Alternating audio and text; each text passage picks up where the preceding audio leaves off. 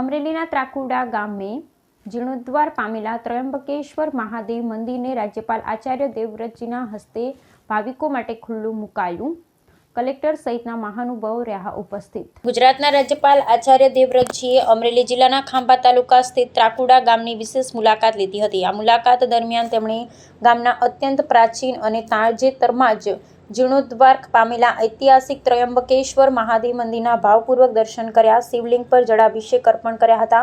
રાજ્યપાલના વરદ હસ્તે નવનિર્મિત મંદિરના જીર્ણોદ્ધારની તકતીનું સત્તાવાર અનાવરણ કરવામાં આવ્યું હતું, જેની સાથે જ આ પવિત્ર શિવાલય ભાવિક ભક્તોના દર્શનાર્થે વિધિવત રીતે ખુલ્લું મૂકવામાં આવ્યું છે.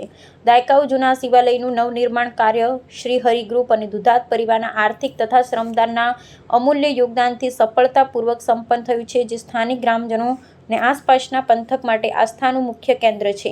આ મંગળ અવસરે રાજ્યપાલે વૈદિક મંત્રોચ્ચાર સાથે મંદિર પરિસરમાં આવેલા યજ્ઞકુંડમાં આહુતિ આપી વાતાવરણને વધુ પવિત્ર બનાવ્યું હતું. આ ઉપરાંત પર્યાવરણ જતનનો સકારાત્મક સંદેશ આપતા તેમણે મંદિરના પટાંગણમાં પવિત્ર બીલીપત્રના છોડનું વૃક્ષારોપણ પણ કર્યું હતું. આ આધ્યાત્મિક અને ઐતિહાસિક મહોત્સવમાં સંતો મહંતોની સાથે વહીવટી તંત્રના ઉચ્ચ અધિકારીઓ અને સામાજિક અગ્રણીઓ પણ વિશેષ ઉપસ્થિત રહ્યા હતા.